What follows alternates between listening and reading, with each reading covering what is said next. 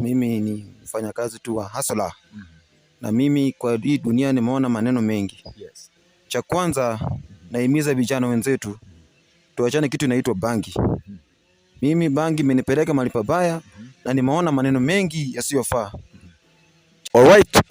Alright, tena tumerudi tena. Leo tumesema tuko na exclusive contents na ni mingi sana. Hii leo tumekuwa maeneo fulani hivi hapa jiji kuu.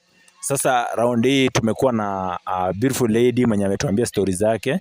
And now tuko na another content yenye tunataka kushare na nyinyi.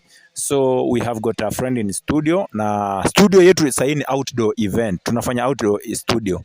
So mimi kama your host super duper MC Clyde na my cameraman anaitwa presenter Queen. So kama kawa tunataka usubscribe, number 1, you like, then you share. Alafu the last thing, tupe comment kwa hiyo video yetu. Alafu kuna kakengele hapo chini unafinya king king king, inatuonyesha umekubaliana na sisi. So hii leo kukuja kupatana na jamaa wetu anaitwa Eric anatuambia kwamba ako na story fulani exclusive ya maana zaidi, na amekuja katika channel zetu kutuambia yaliyofanyika na nini alifanya, ndio maana akakuja kutuelezea ili mambo ikaweza kubadilika katika uwanja wa vijana. So habari yako Eric? Mazuri sana.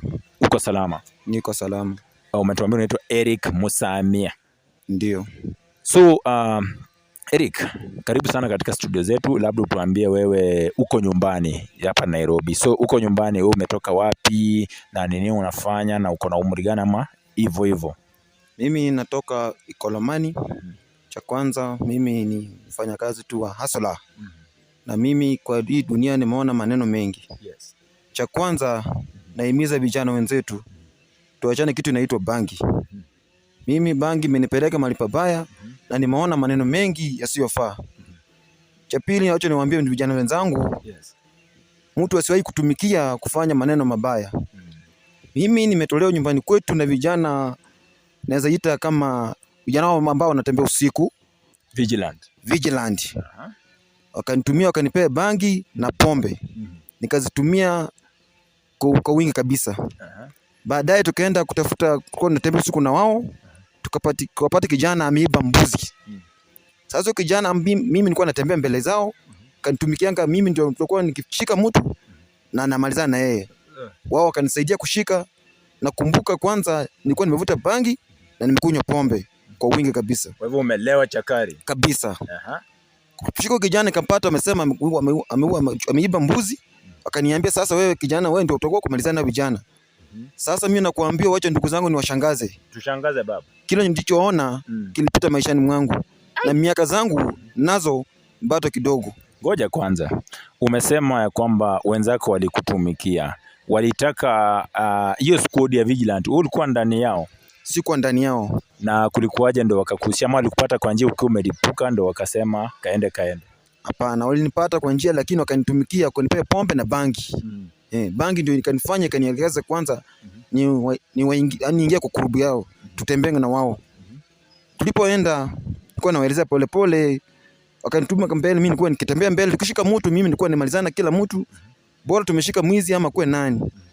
Sasa kufika mwisho tukafika kwa kijana, alikuwa yule ambaye alikuwa ameiba mbuzi. Wakanipea panga, wakaniambia sasa fikiria kila ambacho unaweza fanya kijana. Na mimi na bangi zangu zikanielekeza kata mtu. Nakwambia ndugu zangu, nilikatakata huyo kijana kama sukuma. Ndugu zangu, niliona mtema kuni. Sijaiona maishani mwangu. Ndio nakuuliza, alikuwa ameiba mbuzi ngapi kwa mfano? Kwa mbuzi mmoja peke yake, chini ya 10,000 omwami, ama watazamaji, inakuwa kwamba chini ya 10,000 mtu anatumika kumua mwenzake sababu ya 10,000 peke yake. Ila sasa ulifanyaje huyu kijana? Nakuambia kijana nilikatakata. Yani naamusia. Wamusia? Naamusia kabisa. Paka kakaa kama unga. Nakuambia watu walikuwa nao walitoroka hadi wakashangaa nini kilichomfanya kijana wetu huyu.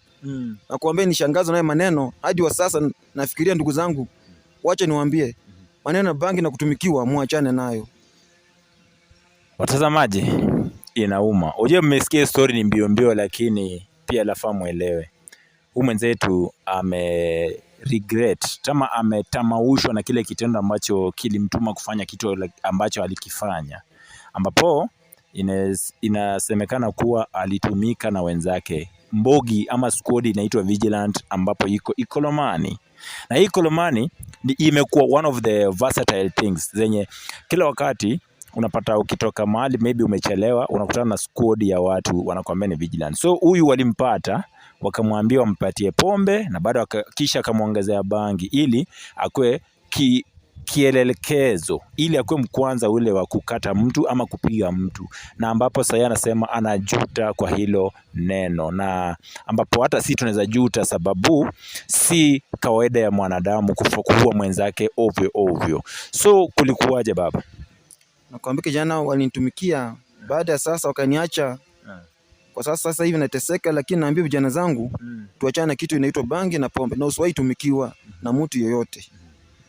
Ni hiyo ushauri ndio huo. Sasa mmeshaupata ya kwamba msitumikiwe, sababu mwenzetu hapa anakumbuka saa ile hangover. Wenyewe wanakunywa pombe, mnaelewa hii mambo. Mimi sikunywi pombe, mimi naeleza tu. Mnaelewa kwamba hangover ni kitu mbaya. Ukishafika asubuhi ndio unakumbua kwanza, jana ulifanya kitendo fulani, jana ulifanya kitendo fulani. Sasa unaona huyu anasema sasa hiki na muudhi zaidi, sababu alichop mwenzake ni kama sukuma, ukilinganisha na mbuzi ambayo ilikuwa imepotea, na hatuko na uhakika kwamba yeye ndiye alikuwa ameiba, si ndio? Mko ashua kama yeye ndiye ameiba, ilikuwa tu allegation, si ndio? Ndio. Sasa unaona, tusichukue sheria mkononi mwetu, tufuate hali halisi ya sheria, ambapo mwenzetu sasa hata hana neno mingi ya kuongea, hana maneno mengi ya kusema kuhusiana na ile kitendo ambacho alifanya, sababu alitumika na wale walimtumia. Sasa hivi wengine wako chini ya mchanga na wengine bado wanapumua, ambapo haistahili. So kijana huko hapo kando, fanya kazi yako, fanya shughuli zako. Ukitumika utatumiwa vibaya, sababu mwenzetu sasa hivi kama ni ushuhuda muhimu zaidi ambao ni himizo ama motivation kwenu ambao mnataka kufanya vitu kama hizo. Ukiona kitendo kibovu, tumia sheria ambayo inaruhusiwa.